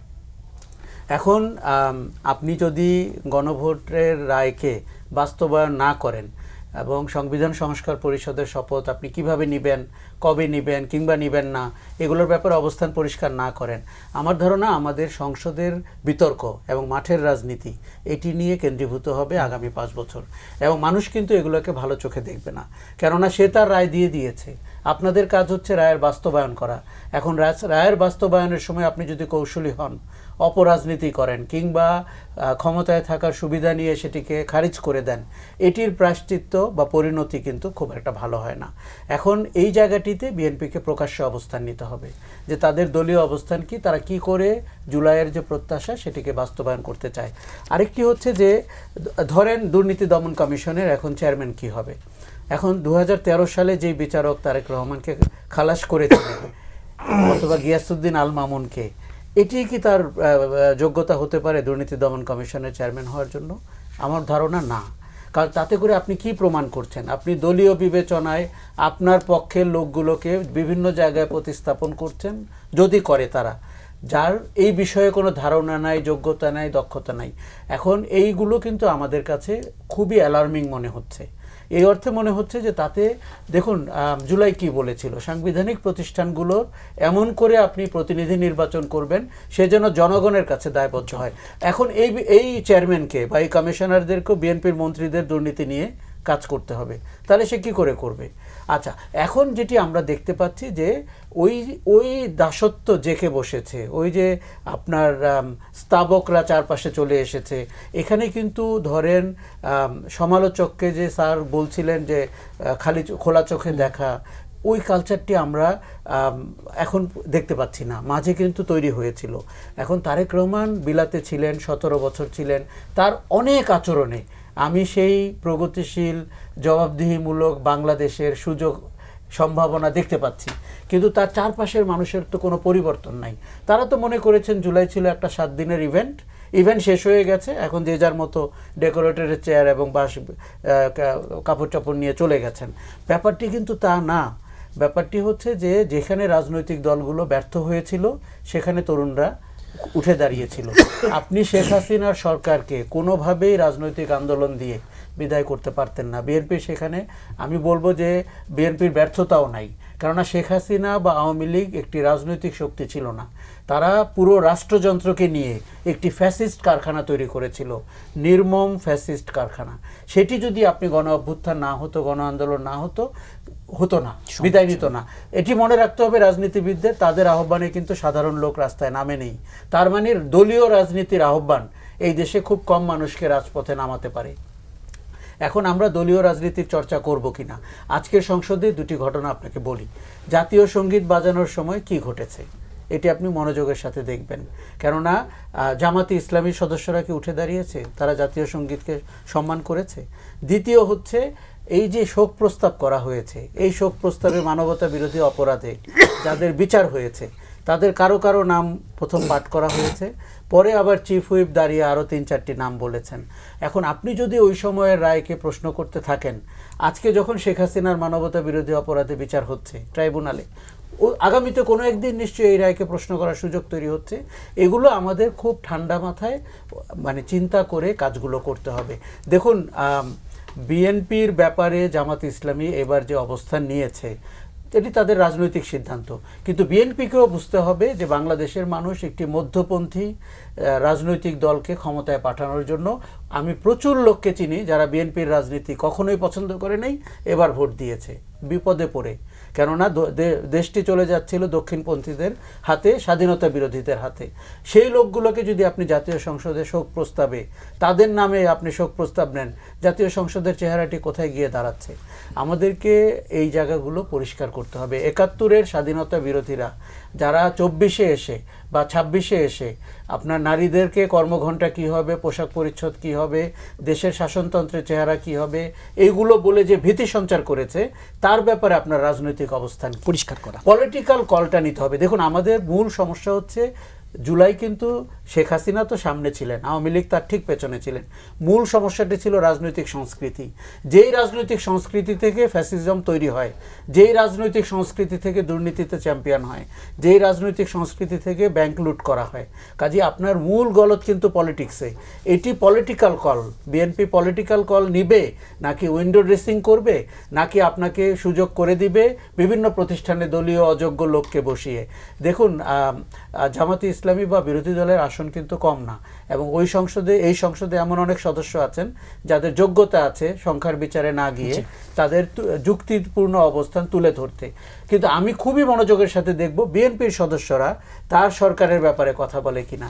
আমরা সেই বোবাকালা সংসদ দেখতে চাচ্ছি না যেখানে সরকার সমর্থকরা কথা বলেন না। জি, অথবা ডক্টর মাহবুবুল, আপনি নিজে ওই প্রসঙ্গতে যাচ্ছিলেন যে মধ্যপ্রাচ্য জুড়ে যে সংকট, আমরা নিজের একটা গভীর, আমি মধ্যপ্রাচ্যের সংকট আগে দেশের সংকটই থাকতে চাই। জি, এক লাইন বলবো শেষে। জি, সেটা হচ্ছে একটু বলি, জি, আমাদেরকে পুরো জিনিসটা একটু দার্শনিকভাবে দেখতে হবে, একটা দার্শনিকতার দৃষ্টিভঙ্গি থেকে দেখতে হবে। আমরা একটা হিউজ কন্ট্রাডিকশনের মধ্যে আছি। একদিকে হচ্ছে কনস্টিটিউশনালিজম, আরেকদিকে হচ্ছে এক্সট্রা কনস্টিটিউশনালিজম বা বিয়ন্ড কনস্টিটিউশন। এইটা একটা সমস্যা, কতটুকু যাব কতটুকু যাব না। এবং সেখানে আমি একজন প্রাজ্ঞ রাজনীতিবিদ কামরুদ্দিন আহমদ, আপনারা কেউ স্মরণ করতে পারছেন কিনা জানি না, তিনি বেশ কিছু বই লিখেছেন, বাঙালি মধ্যবিত্তের উত্থান ইত্যাদি, এবং তার সবচেয়ে চমৎকার বই হচ্ছে social history of east Pakistan. এবং ওটা আমাদের বিশ্ববিদ্যালয়ের সময় সোশিওলজি পড়তে গিয়ে আমাদেরকে সেটা পড়তে হয়েছে। তো সেখানে তিনি বলেছিলেন লয়ার্সদের সম্পর্কে, আইন বিশেষজ্ঞ যারা তাদের সম্পর্কে, আইনবিদ যারা তাদের সম্পর্কে তিনি বলেছিলেন, দে আর all প্রিসিডেন্ট seekers, they can't look forward. আচ্ছা, উকিলরা কি করে? আদালতে মামলা করার সময় মেইলর্ড 1873 সালে প্রিভি কাউন্সিলে এই রকম একটা রায় হয়েছিল, সুতরাং আমার বক্তব্য এইরকম, বা মাদ্রাজ হাইকোর্টে এরকম একটা রায় হয়েছিল। তো তিনি যে ওই সময়কার যে আমাদের সমাজের সমস্যা যেটা ছিল, লয়ার্সরাই কিন্তু রাজনীতিটা করতেন, এবং এই লয়ার্সরা কিন্তু প্রগতিশীল রাজনীতি, সমাজ পরিবর্তনের রাজনীতি বা একটু সমাজকে এগিয়ে দেওয়ার যে রাজনীতি, সেই রাজনীতিতে তারা অভ্যস্ত ছিলেন না। সেই জন্য তারা পেছনের দিকে তাকাতেন। তা আজকেও এই কনস্টিটিউশনালিজমের মধ্য দিয়ে যেটা হচ্ছে, আজকে যে জুলাই নিয়ে যে বিতর্ক হচ্ছে, সেটা হচ্ছে কেন আপনি কতটুকু কনস্টিটিউশনকে আপহোল্ড করবেন, কতটুকু তার কাছ থেকে আপনি এটাকে বলে লেজিটিমেসি নেবেন, আবার কতটুকু তার বাইরে গিয়ে লেজিটিমেসি নেবেন। এইটা একটা বিরাট দ্বন্দ্বের মধ্যে কিন্তু আমাদের দেশটা পড়ে গেছে, আমাদের রাজনীতিটা পড়ে গেছে। এবং এইটার থেকে কিভাবে ইউ রিগেল আউট, আপনি এর থেকে কীভাবে বের হবেন, বেরিয়ে কীভাবে একটা সমঝোতায় পৌঁছাবেন। আমি তো মনে করি সবচেয়ে বড় কনস্টিটিউশন হচ্ছে উইল অফ দি পিপল। আর উইল অফ দি পিপল যদি আমি মনে করি, তাহলে আমি যেটা চেষ্টা করব সেটা হচ্ছে একটা ন্যাশনাল কনসেনসাস বিল্ড আপ করার কথা। প্রবলেমেটিকটা কি সেইটা তুলে ধরে আমি অপোজিশনকে বলবো, ভাই এই সমস্যা, আসো আমরা এটা নিয়ে একটু আলোচনা করি। পার্লামেন্টে আলোচনা করার আগে প্রাইভেটলি আমরা ব্রেইনস্টর্মিং করি, তাহলে এইটার থেকে হয়তো বেরিয়ে আসা যাবে। দ্বিতীয়ত সমস্যা হচ্ছে আমাদের রাষ্ট্রযন্ত্র। শেখ হাসিনার 17 বছরের শাসন এবং তারও আগেও যে সমস্ত কর্মকাণ্ড হয়েছে এবং এখনো হচ্ছে, সেটা হচ্ছে আমি বলি যে এটা একটা ফ্র্যাগমেন্টেড স্টেট হয়ে গেছে। এটা একটা সাংঘাতিক ধরনের, এর মধ্যে চূর্ণ বিচূর্ণ একটা অবস্থা হয়ে গেছে। কাঁচ যদি ভেঙে যায়, টুকরো টুকরো হয়ে যায়, সেই কাঁচকে কি আর জোড়া লাগানো যায় না। এবং আপনি যদি চেষ্টা করেন কোনো আঠা দিয়ে সেটাকে জোড়া লাগাবেন, সেটা আপনি জোড়া লাগাতে পারবেন না। আপনাকে কি করতে হবে? পুরো কাঁচটাকে আবার তাপের মধ্যে দিয়ে গলিয়ে আবার নতুনভাবে শেপ ডামদানি করতে হবে। আজকে বাংলাদেশের রাষ্ট্রযন্ত্র, বিচার বিভাগ, পুলিশ বিভাগ, সব কিছুর যে সমস্যা, সেই সমস্যা হচ্ছে আমরা তো অ্যাকচুয়ালি আপনার বিএনপিকে তো দোষ দিলে হবে না, সে তো লোক খুঁজে পাচ্ছে না কাকে দিয়ে রাষ্ট্র চালাবে। তো এইটাও কিন্তু একটা দেখার এবং বোঝার ব্যাপার আছে, এবং এই ব্যাপারেও ন্যাশনাল কনসেনসাস বিল্ড আপ করা। আজকে কি আমরা সমস্ত পুলিশ বাহিনীকে বিদায় দিয়ে নতুন পুলিশ বাহিনী গঠন করব? আজকে কি পুরনো আমলা বাদ দিয়ে একটা নতুন কিছু করার চেষ্টা করব, বা একটা নতুন পরীক্ষা নিরীক্ষা করে একটা কিছু করার চেষ্টা করব? কি সমাধান হতে পারে এই অবস্থায়? এই যে একটা ফ্র্যাগমেন্টেড স্টেট মেশিনারি নিয়ে আমরা কাজ করছি এবং একটা ফ্র্যাজাইল স্টেট মেশিনারি নিয়ে কাজ করছি, এই দিয়ে তো দেশকে আগানো যাবে না। We must have a robust state machinery, যেই রোবাস্ট স্টেট মেশিনারি দিয়ে আপনি আইনের শাসন প্রতিষ্ঠা করতে পারেন, এইটা আপনাকে কাজ করতে হবে। আর last but not the least যেটা হচ্ছে, আমাদের মনে হয় আমাদের ঝগড়াঝাটিটা বেশ কিছু কাল পোস্টপোন করে রাখতে হবে। সেটা হচ্ছে মধ্যপ্রাচ্যে যে যুদ্ধ হচ্ছে, সেই যুদ্ধের ফলে আমরা তার যে ফল আউট, তার থেকে কিন্তু আমরা মুক্ত হচ্ছি না। এবং বিশেষ করে আমাদের যে এনার্জি ক্রাইসিস, এই এনার্জি ক্রাইসিস কোথায় যাবে? আজকে আমরা গাড়ি চালাতে পারছি না, সেটা নিয়ে আমরা হইচই করছি। কদিন পরে কিন্তু বিদ্যুৎ জ্বলবে না, গরম আসছে, মানে ফ্যান ঘুরবে না, এসি চলবে না, তখন আমরা আরেক ধরনের হইচই করব। তো এখন এই সমস্যা থেকে বেরিয়ে আসার জন্য কি করা যায়, সেটাও কিন্তু পার্লামেন্টারি দায়িত্ব আলোচনা করে ঠিক করা যে আমরা কি করতে পারি। দ্বিতীয়ত দেখবেন যে আজকেই বোধহয় আমেরিকা একটা নতুন কিছু করেছে, সেটা হচ্ছে 15টা দেশের উপর তারা কি বলে ইনকোয়ারি করার চেষ্টা করছে, বাংলাদেশ, ভারত, চীন। সুতরাং আমরা কিন্তু একটা ত্রিশঙ্কু অবস্থার মধ্যে আছি, আমরা একটা সাংঘাতিক ধরনের ক্রাইসিস পিরিয়ডের মধ্যে আছি। আমাদের প্রধানমন্ত্রী তারেক রহমান 17 বছর লন্ডনে ছিলেন এবং সেখানকার ব্রিটিশ কালচারের সঙ্গে তিনি পরিচিত হয়েছেন, এবং সেখানকার গণতন্ত্রের যে কালচার এবং প্র্যাকটিস, কথাবার্তার যে প্র্যাকটিস, সেটার সঙ্গে তিনি পরিচিত হয়েছেন সম্মুখভাবে। কিন্তু তার এখন দায়িত্ব হলো যে দরকার লাগলে অন্যদের সহযোগিতা নিয়ে তার দলেও যাতে ওই ধরনের একটা কালচার আসে, সেজন্য একটা চেষ্টা করা। এবং যেটা হচ্ছে পলিটিক্যাল পার্টির একটা বড় কাজ হচ্ছে পলিটিক্যাল স্কুল প্রতিষ্ঠা করা, যাতে মেম্বার্স অফ দি যেটা জিয়াউর রহমান সাহেব করার চেষ্টা করেছিলেন, মেম্বার্স অফ দি পার্লামেন্ট এবং দলের বিভিন্ন লেভেলের কর্মীদেরকে একটা কি বলে ডিসিপ্লিনের মধ্যে নিয়ে আসা, একটা ট্রেনিংয়ের মধ্যে নিয়ে আসা, সেই চেষ্টাটা করা।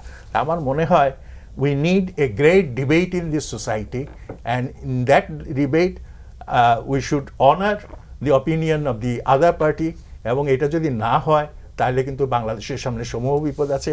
এবং যে গণতন্ত্রের প্রত্যাশা আমরা করছি, যে স্বপ্ন দেখছি, এবং জুলাই শহীদদের আত্মদানের প্রতি যে মর্যাদা প্রদর্শনের কথা আমরা বলছি, সেই কথার কথাই থেকে যাবে যদি আমরা এই কাজটা না করতে পারি। জি, এম হুমায়ুন কবির, এই যে মধ্যপ্রাচ্য জুড়ে চলমান যুদ্ধে 13 দিন শেষ হলো, এই যুদ্ধের ভবিষ্যৎ আসলে সামনের দিনটা কি? কারণ আমরা তো এক ধরনের যুক্তরাষ্ট্রের এক ধরনের হিসেব নিকেশ ছিল, যেটা পুরোটাই আসলে পাল্টে যাচ্ছে, এবং এর যে প্রভাব, অধ্যাপক মাহবুবুল্লাহ বলছিলেন যে আমাদের জ্বালানির সামনে আরও বড় বড় চ্যালেঞ্জ আছে, এই দুটো বিষয় যদি বলতেন। এটা তো একটা মার্কিনেরা এবং ইসরায়েলেরা প্রাথমিকভাবে ধারণা ছিল যে এটাকে ইরানের মধ্যে সীমাবদ্ধ রেখে ইরানকে কাবু করবে, এটা তাদের পরিকল্পনা, সরকার বদল হয়ে যাবে। কিন্তু ইরানের পাল্টা কৌশল যেটা ছিল সেটা হচ্ছে ইরান আর সেটাকে ইরানের মধ্যে রাখেনি, সেটাকে ছড়িয়ে দিয়েছে উপসাগরীয় অঞ্চলে। 1 নম্বর স্ট্র্যাটেজি। 2 নম্বর হচ্ছে যে ইরান জানতো যে মার্কিন যুক্তরাষ্ট্র এবং ইসরায়েলের সামরিক শক্তির সামনে সরাসরি তারা এটাকে ফেস করতে পারবে না, কারণ সেটা তাদের অবস্থাটা তো তারা জানে। এবং সেখানে ইরান অ্যাসিমেট্রিক ওয়ারফেয়ার যেটাকে বলা হয়, অসম যুদ্ধ, ইরান সে অসম যুদ্ধের কৌশলে গেছে, অস্ত্রের বাইরে অন্য অস্ত্রকে ব্যবহার করছে, এবং সেই অস্ত্রটা হচ্ছে তেল। মানে তেলের তার জিওগ্রাফিকে ব্যবহার করেছে এবং অর্থনীতিকে ব্যবহার করেছে। এই 2টা টুলকে ব্যবহার করে এখন গত 12-13 দিনে যেটা দেখা যাচ্ছে, যে যুদ্ধটা এখন ইরান থেকে ঘুরে গিয়ে এটা সারা মধ্যপ্রাচ্যে বিস্তৃত হয়েছে, বাইরের পৃথিবীকেও এখন এটা আক্রান্ত করছে, এবং তারই আক্রান্ত হওয়ার আমরাও একটা দেশ যার আক্রান্ত হচ্ছি। মহলভাবে নিজে তো ইকোনমিক্স মানুষ, উনি তো বললেন। বাট এই যদি আমাদের এই এনার্জি ক্রাইসিসটা হয়, আপনার সেই এগ্রিকালচার থেকে শুরু করে এভরিথিং উইল বি এফেক্টেড, এবং এটা ভয়ঙ্কর একটা অবস্থা তৈরি হবে। এবং সরকার কিছু কিছু উদ্যোগ নিচ্ছে, কিন্তু আমি মনে করি যে এই বিষয়টাতে আরও বেশি প্রোঅ্যাক্টিভ হওয়াটা দরকার, কারণ এটা কদিন চলবে, এই যুদ্ধ কদিন চলবে আমরা কিন্তু জানি না। মার্কিনিরা চেষ্টা করছে কিয়দ অংশে, হয়তো ইসরায়েলিও যুদ্ধ থেমে গেলে অখুশি হবে না, কিন্তু আমার ধারণা ইরান এখন একটা, যেহেতু তারা অনেক কাল ধরে এরকম একটা যুদ্ধাশঙ্কার মধ্যে থেকেছে, তারা একটা এসপার ওসপার অথবা যেটাকে বলা যায় ডেটারেন্স, যেটা যে ভবিষ্যতে আর আমার উপর আসবে না, আমার উপর কেউ যেন আক্রমণ সাহস করবে না না, দেখায় এইরকম একটা জায়গা তারা তৈরি করতে চায়। এবং সেটা করতে গেলে আমার ধারণা মার্কিন যুক্তরাষ্ট্র পৃথিবীর 1 নম্বর সামরিক শক্তি, অর্থনৈতিক শক্তি, তাকে আপনি ওই জায়গায় নিতে গেলে একটু সময় লাগতে পারে। যখন গিয়ে আর পেছনে যাওয়ার জায়গা থাকবে না, তখনই হয়তো তারা ঘুরে আসবে। আর ইসরায়েল তো ইরানকে ডিসইন্টিগ্রেট করে দিতে চায়। তো কাজেই এই দুটো শক্তি কিন্তু ইরানের প্রচণ্ড ক্ষতি করবার জন্য তারা কিন্তু এখন চিন্তা করছে বা চেষ্টা করছে। তো সেই জায়গাতে ইরান তার জায়গাতে এদেরকে নিয়ে এসে একটা অন্তত যুদ্ধবিরতি বা যুদ্ধ থামাবার জায়গায় যেতে গেলে আমার ধারণা যুদ্ধটা খানিক দিন দীর্ঘায়িত হওয়ার আশঙ্কা কিন্তু থাকবে। কারণ এখানে ইরান সস্তা অস্ত্রে বেশি ইম্প্যাক্ট তৈরি করতে পারছে, কাজে তার জন্য ইনসেন্টিভ চালিয়ে মার খাচ্ছে, সে মার খাচ্ছে। তো মার খেয়েও সে এখন এই যেভাবে আছে এটাকে যদি খালি সময় দিয়ে ঠেকিয়ে রাখতে পারে তাহলে, এবং যদি রেজিম বলা হচ্ছে, এখন আমেরিকানরাও স্বীকার করছে যে এই যুদ্ধের মধ্য দিয়ে রেজিম পরিবর্তন হওয়ার সম্ভাবনা নাই। তো কাজে সেই জায়গাটুকু যে নিশ্চিত করতে পারে তারা শুধু সময় নিয়ে থাকলে সময় তাদের পক্ষে, এবং তারা এই যদি রেজিম টিকে থাকে তাহলেই তারা শেষ পর্যন্ত জয়ী হিসেবে দাবি করতে পারবে নিজেকে।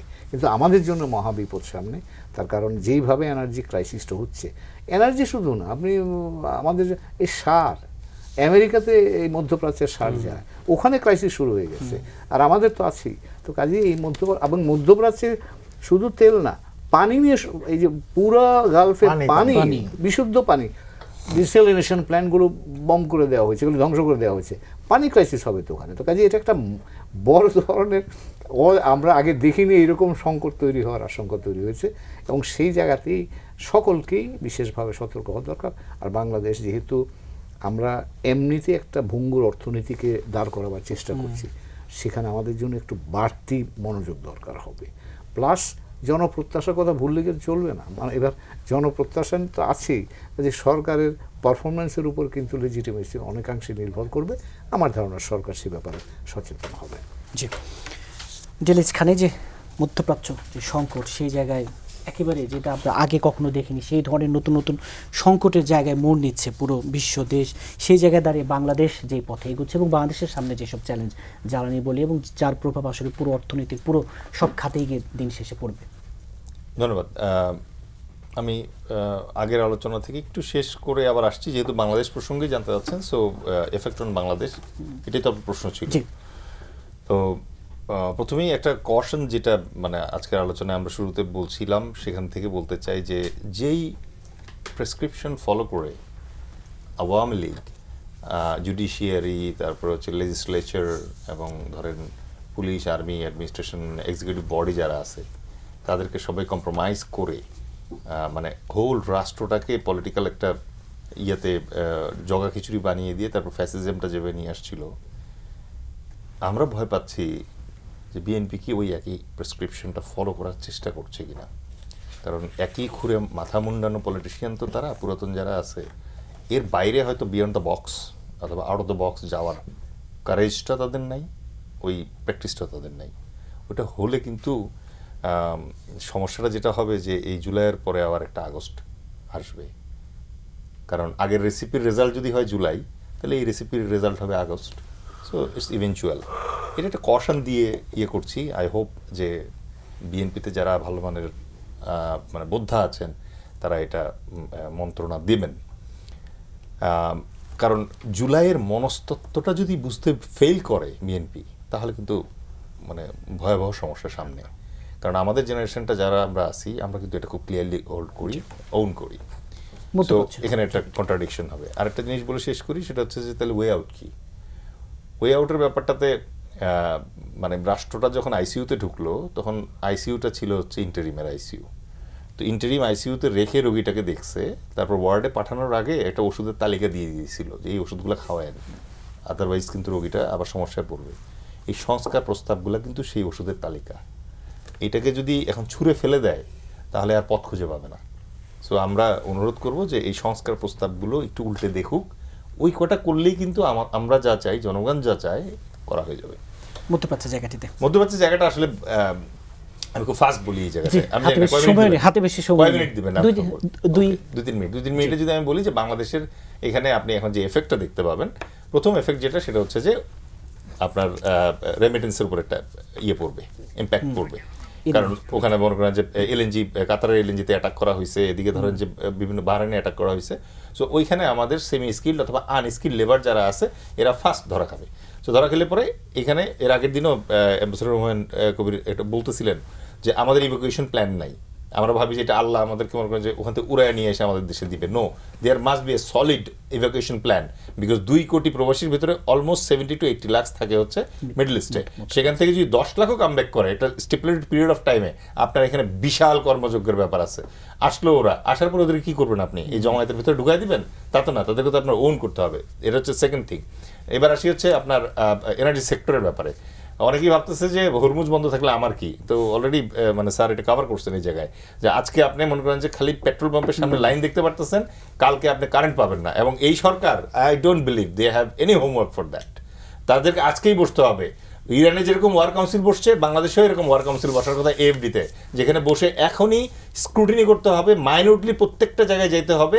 আমার মানে কোন কোন সজ্জা বন্ধ করতে হবে। আপনি স্কুল বন্ধ করে দিচ্ছেন, আপনি ঈদের বাজার করার জন্য মনে করেন যে সারা রাত ধরে মার্কেট চালু রাখছেন। আপনার তো প্যারিটি আনতে হবে এই জায়গাটায়।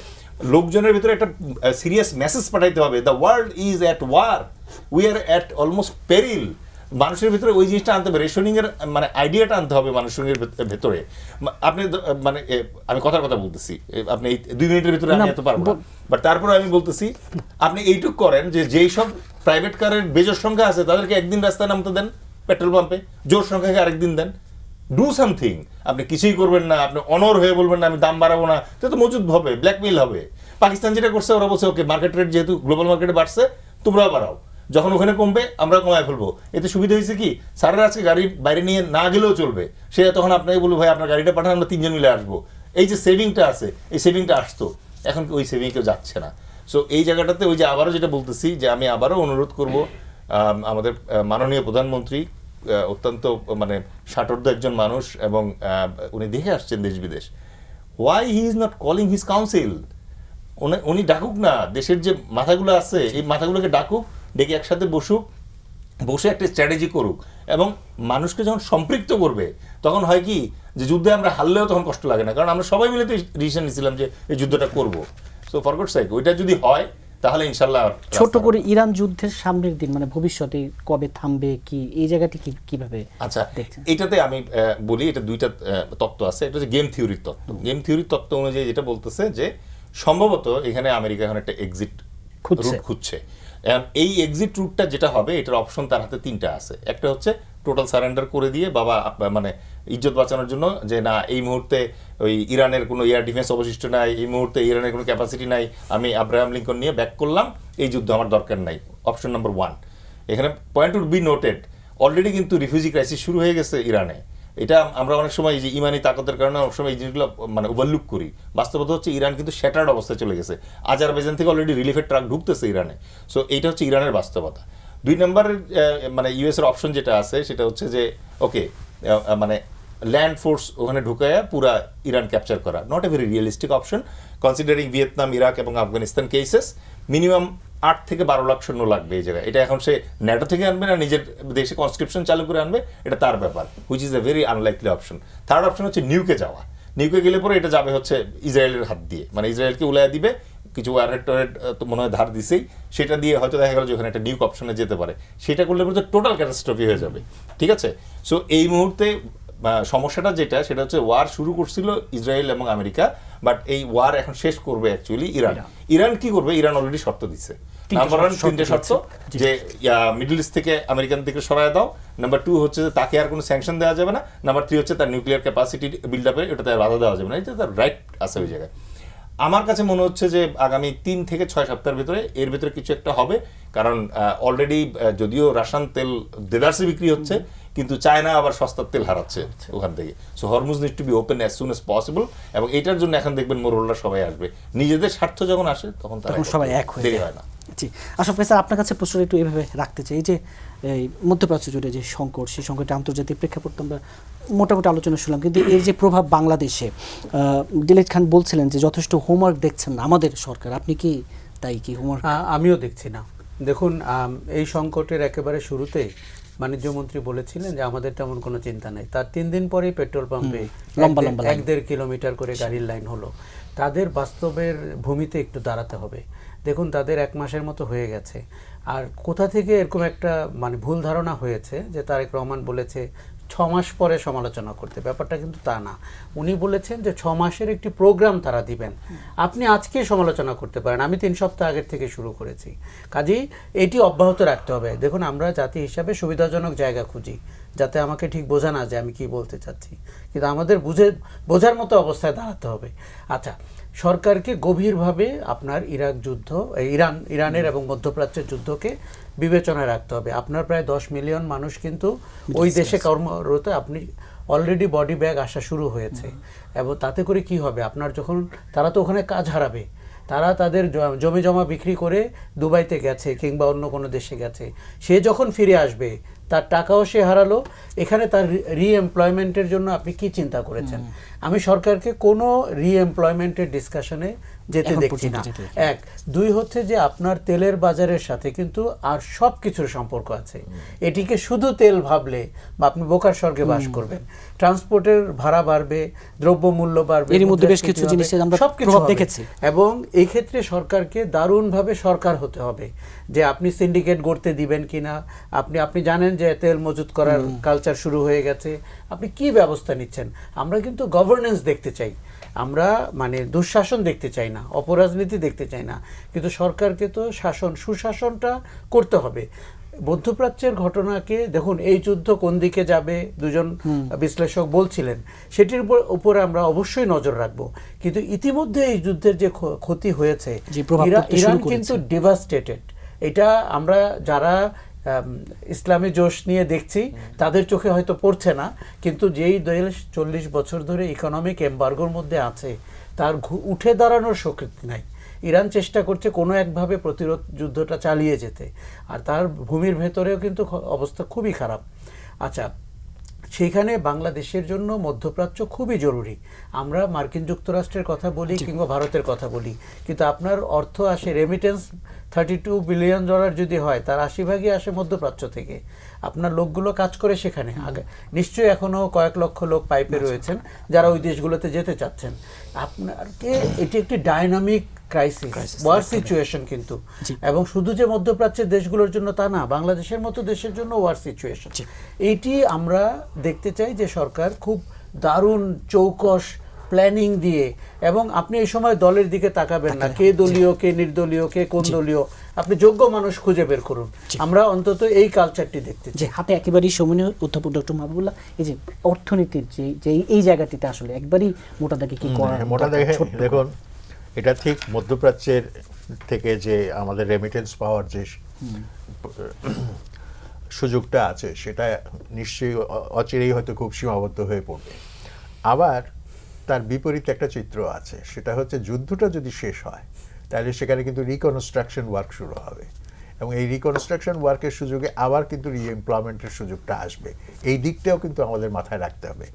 আরেকটা যেটা, সেটা হচ্ছে বর্তমান বিশ্ব হচ্ছে ইন্টারলিঙ্কড, ইন্টারডিপেন্ডেন্ট, গ্লোবালাইজড। যদিও মানে প্রেসিডেন্ট ট্রাম্প গ্লোবালাইজেশনের যে প্রসেস শুরু হয়েছিল সেই ওয়াশিংটন কনসেনসাসের পর থেকে, সেই গ্লোবালাইজেশনের প্রসেসটাকে ডিস্ট্রয় করে দিয়েছেন। এবং এইটা মার্কসেরও একটা উক্তি ছিল যে ক্যাপিটালিজম একটা সময়ে এসে গ্লোবালাইজেশনের প্রসেসে যাবে, তারপরে তারা they will create hindrances on globalization.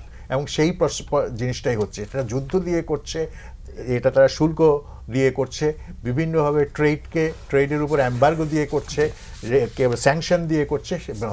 তা আমার কাছে মনে হয় এই সংকটটা শুধু 2টা রাষ্ট্র, 3টা রাষ্ট্র, 4টা রাষ্ট্রের ব্যাপার নয়, it is a crisis of capitalism. এবং এই ক্যাপিটালিজমের এই ক্রাইসিস দিকটাও কিন্তু পার্সপেক্টিভ হিসেবে আমাদের মাথায় রাখতে হবে। এবং পৃথিবী বোধহয় একটা প্রসব বেদনার মধ্যে আছে, এবং এই প্রসব বেদনা হয়তো পৃথিবীকে আগামী 40-50 বছরের মধ্যে নতুন এক পৃথিবীর দিকে নিয়ে যাবে, অথবা পৃথিবী সম্পূর্ণভাবে ধ্বংস হয়ে যাবে। জি, আইদার অর। জি, এম হুমায়ুন কবির, এক বাক্যে যে বাংলাদেশের আগামী দিনের করণীয়। একটা সরকার ইতিমধ্যে একটা উদ্যোগ নিয়েছে, একটা কমিটি করেছে, কিন্তু 7 সদস্যের ফাইন্যান্স মিনিস্টারের নেতৃত্বে একটা কমিটি করেছে।